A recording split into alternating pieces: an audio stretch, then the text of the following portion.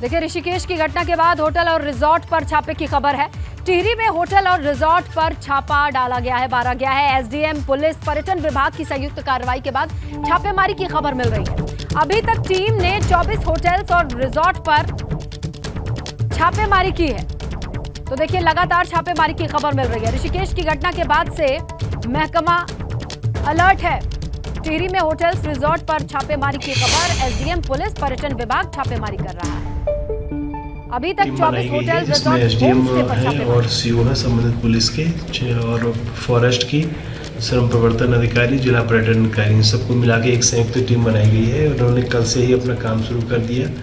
कल 24 रिजॉर्ट्स को देखा गया, जिसमें से 6 ऐसे रिजॉर्ट संचालित थे जो बिना रजिस्ट्रेशन के संचालित हो रहे थे, जिसमें जिला पर्यटन अधिकारी द्वारा नोटिस जारी की गई। आगे बढ़ते हैं। उधर बारिश की वजह से पहाड़ों पर सड़कों के बंद होने की खबर है। पिथौरागढ़ जिले में भूस्खलन की वजह से कई सड़कें बंद बताई जा रही हैं। टनकपुर तवाघाट नेशनल हाईवे बोल्डर के आने की वजह से, मलबे की वजह से बंद पड़ा हुआ है। दिल्ली बैंड में पिथौरागढ़ टनकपुर नेशनल हाईवे 125 सितंबर से बंद है। आपदा प्रबंधन का ये कहना था विभाग का कि 26 सितंबर की शाम तक सड़क खोल दी जाएगी। पिथौरागढ़ से 12 किलोमीटर दूरी पर घूरना मंदिर के पास भी सफर जोखिम से भरा है। लोग करे तो करे क्या, जाएं किस रास्ते से? रास्तों की हालत कुछ ऐसी है।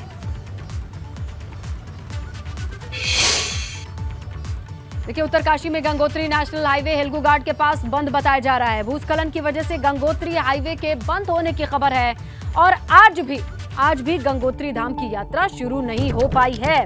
बीआरओ कर्मचारी रास्ते को खोलने में जुटे हुए हैं। यमुनोत्री नेशनल हाईवे कल्याणी के पास बाधित बताया जा रहा है। किस तरीके से इसे साफ करने के लिए, मलबा हटाने के लिए मशीनें लगी हुई हैं, लेकिन अभी तक ये काम पूरा नहीं हो पाया है। सीएम पुष्कर सिंह धामी को दिल्ली बुलाया गया है। मंत्रिमंडल विस्तार को लेकर के बताया जा रहा है कि दूसरे दौर की बातचीत हो सकती है। उत्तराखंड में जल्द ही हो सकता है मंत्रिमंडल का विस्तार। सूत्रों के हवाले से ये बड़ी खबर आ रही है। धामी मंत्रिमंडल के कुछ मंत्रियों की छुट्टी भी हो सकती है, ये भी खबर मिल रही है। पार्टी हाईकमान के सामने मौजूदा स्थिति की रिपोर्ट रखेंगे मुख्यमंत्री पुष्कर सिंह धामी। सरकार और संगठन में असंतुलन बनाने वालों की एक रिपोर्ट भी सौंपी जा सकती है। तो देखिए, बहुत अहम दौरा ये देखा जा रहा है दिल्ली का, जहां मुख्यमंत्री पुष्कर सिंह धामी को दिल्ली का बुलावा आया है। पहले वक्त 3 बजे का था, लेकिन ये वक्त अब 2 बजे दिल्ली पहुंचने का है और कई अहम मुद्दे हैं जिन पर चर्चा, और हो सकता है कि आज कोई फैसला हो जाए। सीधा रुक करते हैं हमारे सहयोगी अविनाश त्रिपाठी का, जहां हम उनसे जानने की कोशिश करेंगे। अविनाश, 2 बजे का वक्त बताया जा रहा है, किस तरीके की हलचल आप देख पा रहे हैं आगमन की तैयारियों को लेकर के, या फिर कुछ और इनपुट है? देखिए स्नेहलता, अगर बात करें तो मुख्यमंत्री 2 बजे उत्तराखंड सदन पहुंच रहे हैं। वहां पर फिलहाल पहुंचकर इंतजार करेंगे पार्टी हाईकमान के बुलावे का। चूंकि पार्टी हाईकमान ने उनको दिल्ली बुलाया हुआ है, उनको ये कहा गया कि आप दिल्ली रहिए।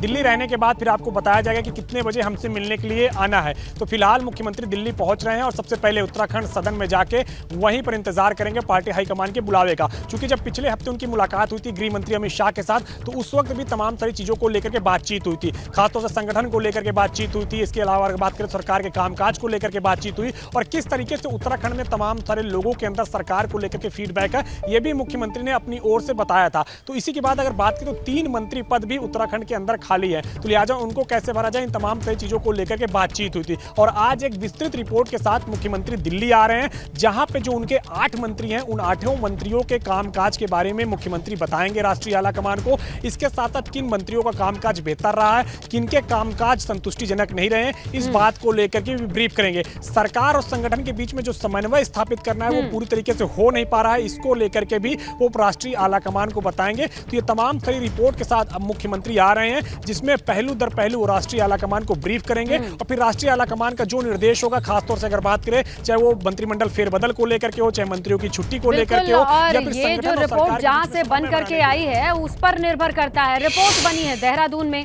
इसीलिए रुक करते हैं ब्यूरो चीफ अजित राठी जी का और जानने की कोशिश करते हैं कि कैसी कैसी रिपोर्ट्स हैं जिसके साथ इस वक्त आगे बढ़ने की तैयारी कर रहे होंगे मुख्यमंत्री पुष्कर सिंह धामी।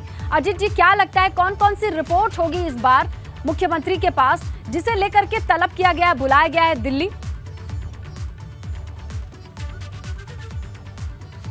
देखिए स्नेहलता, पिछले 1-1.5 महीने में आपने तेजी से घटे हुए घटनाक्रम को उत्तराखंड में देखा होगा। उसकी पृष्ठभूमि में कई तरह के मुद्दे हैं और विधानसभा भर्ती घोटाला उसमें सबसे प्रमुख तौर पर रहा है।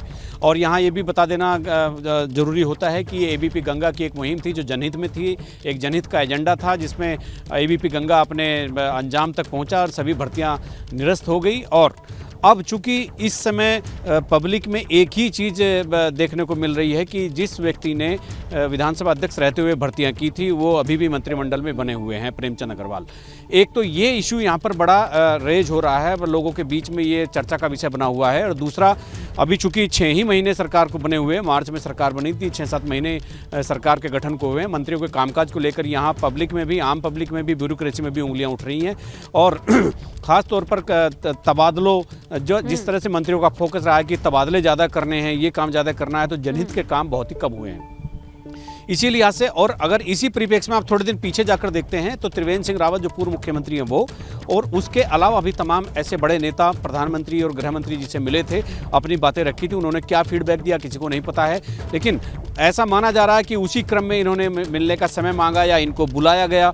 ये इनपुट तो बहुत ही अंदर का है, कौन दे सकता है कौन नहीं, ये तो अलग बात है, लेकिन हो सकता है उसी क्रम में क्या पता इनके लिए कोई चीज़ त्रिवेंद्र सिंह रावत ने पहले से रखी हो। प्रधानमंत्री से जब मिले थे उसके बाद एक चर्चा हुई थी कि भाई त्रिवेंद्र सिंह रावत ने कुछ चीज़ें वहाँ पर इनपुट के तौर पर मुख्यमंत्री के खिलाफ दी हैं। ये ऐसा हुआ है कि नहीं हुआ है हम इसकी पुष्टि नहीं करते हैं, लेकिन उसी क्रम में मुख्यमंत्री भी आज जा रहे हैं, अपने मंत्रिमंडल का एक रिपोर्ट कार्ड वो सौंपेंगे, क्या उसमें होगा क्या नहीं होगा। कुछ अधिकारी भी साथ जा रहे हैं, तो गृह मंत्री से या प्रधानमंत्री जी से क्या मुलाकात होनी है, क्या एजेंडा है, तो यही अटकलों का बाजार यहाँ पर गर्म हो रहा है कि मंत्रिपरिषद में जो आपने जिक्र किया त्रिवेंद्र सिंह रावत की रिपोर्ट पहुंच सकती है। चलिए दिल्ली चल के क्रॉस चेक कर लेते हैं, क्योंकि अविनाश के पास दिल्ली में क्या ऐसी सुगबुगाहट है। अविनाश, क्या कोई ऐसा इनपुट है कि त्रिवेंद्र सिंह रावत आए हो या उनकी तरफ से कोई सूचना आई हो?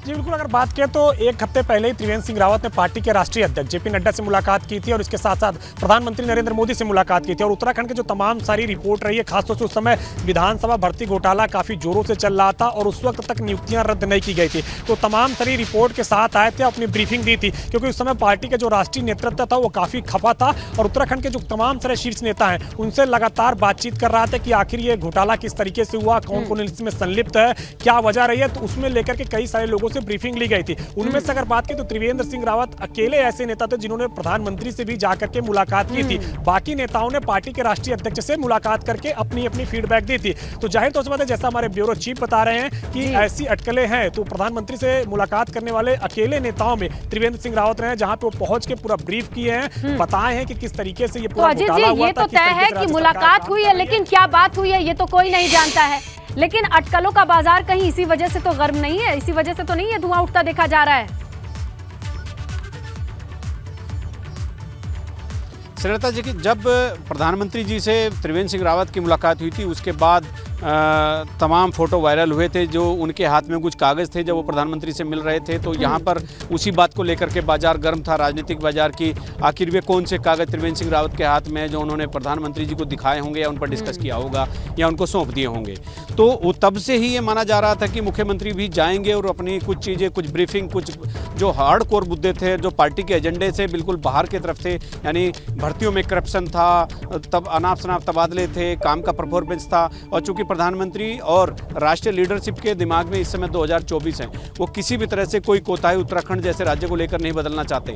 राज्य छोटा जरूर है, लेकिन प्रधानमंत्री की जितनी दिलचस्पी उत्तराखंड में रहती है, केदारनाथ पुनर्निर्माण से लेकर ऋषिकेश कर्णप्रयाग रेल लाइन और लाखों करोड़ रुपए के प्रोजेक्ट जो प्रधानमंत्री ने यहाँ दे रखे हैं, तो प्रधानमंत्री ऐसा नहीं हो सकता कि प्रधानमंत्री इस 5 लोकसभा वाले सीट वाले राज्य से मुंह फेर कर बैठ जाए। ये राज्य छोटा जरूर है, लेकिन प्रधानमंत्री के लिए बहुत इंपॉर्टेंट है, इसीलिए संवेदनशीलता इसकी बनी हुई है कि और मुख्यमंत्री तमाम उन मुद्दों को लेकर के जब भी उनकी मुलाकात प्रधानमंत्री या गृह मंत्री से होगी तो वो अपनी ब्रीफिंग देंगे। मंत्रिपरिषद में क्या फेरबदल होना चाहिए, कौन से मंत्री विधानसभा भर्ती के दौरान जो प्रचार हो रहा था, कौन उसमें हवा दे रहा था, कौन आग लगा रहा था, कौन क्या कर रहा था, तो ये इनपुट भी मुख्यमंत्री के पास है, तो इन पर भी वो बात करने वाले होंगे। जी बिल्कुल, अब तो देखिए ज्यादा वक्त नहीं है अजीत जी, जैसे ही तस्वीरें सामने आएंगी, जैसी जानकारी होगी दर्शकों तक हम आप लोगों के जरिए ही पहुंचाएंगे। शुक्रिया अविनाश, शुक्रिया अजीत जी तमाम जानकारी के लिए। तो देखिए देहरादून से दिल्ली तक हलचल बड़ी तेज है। उत्तराखंड विधानसभा में गलत तरीके से कर्मचारियों को हटाने की प्रक्रिया शुरू हो गई, ये बड़ी खबर आ गई है। इसी के तहत 44 लोगों को लेटर जारी कर दिया गया है, जबकि 100 और कर्मचारियों को टर्मिनेशन लेटर जारी करने की तैयारी बताई जा रही है। विधानसभा अध्यक्ष रितु खंडूड़ी का कहना है, एक्सपर्ट्स की कमेटी है जो रिपोर्ट के आधार पर यह कार्रवाई कर रही है। विधानसभा में गलत तरीके से लगे कार्मिकों को अब हटाने का कार्य प्रारंभ हो गया है। मेरे साथ में विधानसभा अध्यक्ष रितु खंडूड़ी जी हैं। मैम, कल करीब 40 से ज़्यादा कार्मिकों को हटाया गया, लेटर जारी किए गए हैं और आज भी करीब 100 लोगों को आप हटाने का जो प्रक्रिया है वो प्रारंभ हो गई है। किस तरीके से आप प्रथम दृष्टया इस पूरे मसले को देख रहे हैं? देखिए, आप लोग सब जानते हैं, जो मैंने अपने प्रेस में भी कहा है कि भर्तियां जो हुई हैं वो नियम के विरुद्ध हुई हैं। कोई भी नियमों को फॉलो नहीं किया गया है, इसलिए इन लोगों की टर्मिनेशन हो रही है। और कल हमने 40 लोगों को टर्मिनेशन लेटर्स दिए हैं और आज भी हम करीबन 100 को देंगे। विरोध प्रदर्शन देखने को मिल रहा है कार्मिकों का। देखिए, अधिकार है उनका, नौकरी जा रही है, परेशान है, उसमें कोई डाउट नहीं है, लेकिन ये भी उनको समझना होगा कि जब उनकी नौकरी लगी थी वो नियमों के विरुद्ध लगी थी। और जैसे मैंने आपको अभी बताया, अनुच्छेद 14 और 16 कहता है कि हमारा संविधान कहता है कि सबको समान अवसर मिलने चाहिए, और वो उस अनुच्छेद का उल्लंघन हुआ है, इसलिए नियम क्योंकि विरोधी हुए हैं इसलिए टर्मिनेशन हो रहा है। बड़े लंबे समय के बाद में उत्तराखंड में ऐसे बड़ा डिसीजन आपका के माध्यम से हुआ है कि बड़े पैमाने पर सरकार का हो या फिर तमाम जिस तरह से गलत तरीके से लोग भर्ती हुए थे, बहुत बड़ा डिसीजन है। पूरी चारों तरफ सराहना इस डिसीजन की आपकी। देखिए, मैं अपनी समिति को, कोटिया साहब को, रावत साहब को, नयाल साहब को भी धन्यवाद करना चाहूँगी कि उन्होंने 1 महीने की रिपोर्ट मुझे 20-22 दिन में दी, जो कि शायद बहुत अनयूजुअल है, और मैं उनके को बहुत बहुत आभार और धन्यवाद भी करना चाहूँगी। और जिस तरह से गहराई से उन्होंने हमारी फाइलें देखी, हमारे नियमों को पढ़ा, शनिवार रविवार ना देखते हुए रात के 11-11 बजे तक उन्होंने काम किया है, इन नियमों को खंगालने के बाद, पढ़ने के बाद, बार बार पढ़ने के बाद, समझने के बाद, उसके बाद उन्होंने एक रिपोर्ट बनाई जिसमें ये कहा गया कि नियमों का पालन नहीं हुआ है। तो इस वजह से हम लोगों ने ये कार्य किया है। देखिए, ऋषिकेश हत्याकांड से जुड़ी बड़ी अपडेट आ रही है। हत्याकांड के बाद से फरार वैभव पटवारी निलंबित बताया जा रहा है। वैभव पटवारी की संपत्ति की भी अब जांच होगी। हत्याकांड के बाद से छुट्टी लेकर के गायब है पटवारी। अपना चार्ज दूसरे को सौंप करके छुट्टी पर चला गया था पटवारी, और अब उसके निलंबित होने की खबर आ गई है। साथ ही प्रॉपर्टी भी चेक की जाएगी। सीधा रुक करते हैं हमारे सहयोगी रवि कैतुरा का, उनके पास जानकारी है वैभव पटवारी को लेकर के। रवि, ये बताइए, संपत्ति की जांच का ये मतलब कि अगर कहीं भी कोई कागज आगे पीछे मिला तो बुलडोजर चलेगा, और कहां गायब है वैभव, ये बड़ा सवाल है। नेता देखिए, इसमें वैभव की सबसे बड़ी भूमिका और संदेह के घेरे में आने की वजह ये भी है क्योंकि जैसे ही 19 तारीख को पीड़िता के पिता ने वैभव को फोन करके पूरी वारदात बताई थी, तो 20 तारीख की सुबह ही ये अपना चार्ज दूसरे जो विवेक है उसको देकर अपने पिता का बीमारी का बहाना बनाकर चले गया था, और उसके बाद जो 3 दिन की छुट्टी के बाद अपना फोन स्विच ऑफ कर दिया। तो सीधी तरीके से पूरा संदेह था कि जो वैभव है उसकी ओर से भी इसमें कुछ ऐसी मिली भगत हो सकती है, या फिर इस पूरे केस से जिस तरीके से उसने पल्ला झाड़ा है इतने बड़े जघन्य हत्याकांड से, तो इसमें वो संदेह के घेरे में आया था। लगातार इसके सवाल उठ रहे थे, लेकिन जब एबीपी गंगा ने इस खबर को प्रमुखता से दिखाया कि जो मुख्य पटवारी था वो कहाँ है, तो उसके बाद ही जिला प्रशासन इसको लेकर जागा है। उसके बाद अब डीएम ने जानकारी दी, अब तो आदेश जारी भी हो गए हैं कि उसको निलंबित कर दिया गया है। साथ ही साथ जिस तरीके से संपत्ति की जांच की बात आई है, तो निश्चित तौर पर जिस तरीके से प्राथमिकी में ये देखा जा रहा है कि उसकी संपत्ति अगर बढ़ी हुई है या फिर क्या ऐसे रसूखदार लोगों के साथ उसके संपर्क थे, क्या जो वहां पर इस तरीके का नैतिक काम होते थे, क्या वहां के पटवारी को इसकी पूरी जानकारी थी और बावजूद इसके वो कोई एक्शन नहीं लिया था। तो इन तमाम मसलों पर अब आगे जांच होनी है। अभी जो विभागीय कार्रवाई है उसके आदेश दे दिए गए हैं, निलंबन का आदेश जारी हो गया है, और इसके साथ ही संपत्ति की जांच के आदेश बिल्कुल रवि, अगर इतना पाक साफ शख्स था तो उसे सभी कानूनी प्रक्रियाओं को फेस करना था, सामने रहकर मौजूद होकर सवालों के जवाब देने थे। छुट्टी पर जाना और फोन का स्विच ऑफ होना, लोकेशन का पता ना होना काफी संदेह में डालता है पुलिस प्रशासन को। शुक्रिया तमाम जानकारी के लिए। ऋषिकेश की घटना पर विधायक दिलीप रावत का बयान सामने आया है। प्रदेश में राजस्व पुलिस की व्यवस्था कर देनी चाहिए खत्म, ये उनका कहना है। ऋषिकेश की घटना के बाद राजस्व पुलिस के काम पर भी सवाल उठ रहे हैं। भाजपा विधायक दिलीप रावत ने ये मांग उठाई है।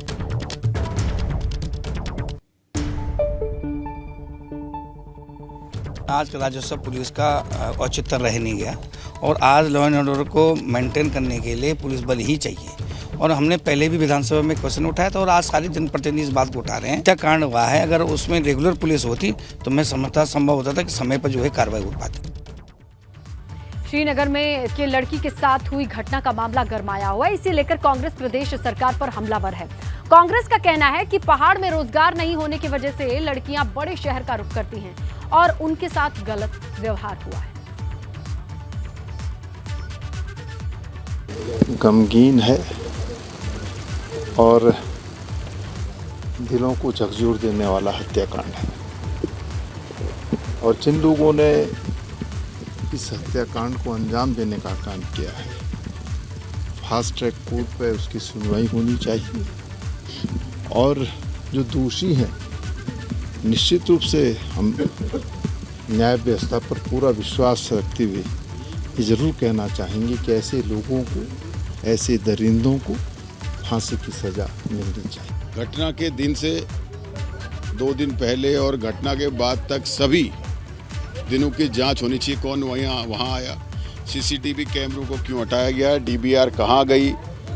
अगर डीबीआर और सीसीटीवी कैमरे हटा दिए गए तो आसपास के सीसीटीवी कैमरे और डीबीआर में चेक होना चाहिए कौन लोग आए, इनका संरक्षण इनको है। और साथ ही जो परिवार के मन में एक संदेह है कि विनोद आर्या जो सब चीज़ मैनेज कर सकते हैं, उनके खिलाफ भी कार्रवाई होनी चाहिए। उनके फ़ोन की भी लोकेशन निकलनी चाहिए, कब कब कहाँ रहे। तो देखिए, हरिद्वार जिले में त्रिस्तरीय पंचायत चुनाव संपन्न होने के बाद अब मतगणना की बारी है। कल हरिद्वार जिले की 6 ब्लॉक्स में सुबह 8 बजे से मतगणना शुरू हो जाएगी। हरिद्वार जिले में पंचायत चुनाव संपन्न होने के बाद अब मतगणना की बारी है। कल यानी 28 सितंबर को मतगणना होनी है जो सुबह 8 बजे से शुरू हो जाएगी और हरिद्वार जिले के सभी 6 ब्लॉकों में यह मतगणना का कार्य होगा।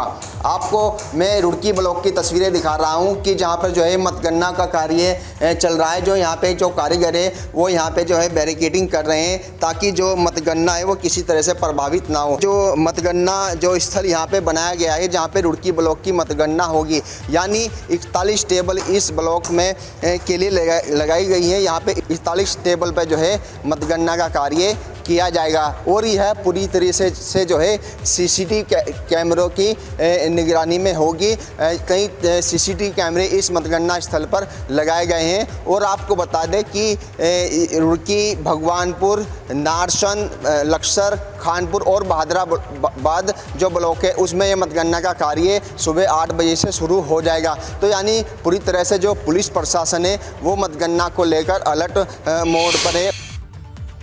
और उधर नवरात्रि पर हरिद्वार के माया देवी मंदिर में भी श्रद्धालुओं की भीड़ है। मान्यता यह है कि 52 शक्तिपीठों में सबसे पहले शक्तिपीठ माया देवी मंदिर में पूजा अर्चना करने वाले भक्तों की भीड़ लगी रहती है। यही मान्यता है कि ये पहली पीठ है, इसीलिए सभी मनोकामनाएं पूरी होती हैं। अपनी अपनी मन्नतों के साथ लोग माता के दरबार में आते हैं। वर्ष से नागा सन्यासी पूजा करते चले आए हैं। इसका बहुत विशाल लंबा इतिहास है।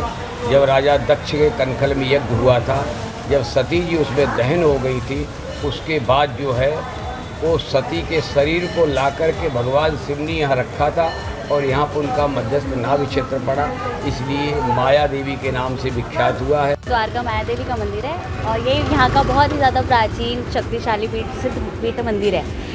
आशा आप लोग भी आइए, यहाँ पे अपनी मनोकामनाएं, दूर दूर से यात्री लोग आते हैं, अपनी मनोकामनाएं पूरी करते हैं। यहाँ पे आके मनोकामनाएं पूरी होती हैं। आप सब आइए यहाँ पे अपनी मनोकामनाएं लेके और माता का आशीर्वाद लीजिए।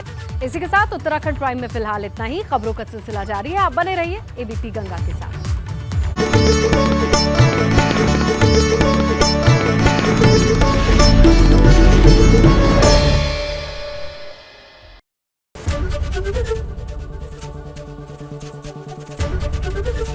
एबीपी गंगा, खबर आपकी, जुबान आपकी।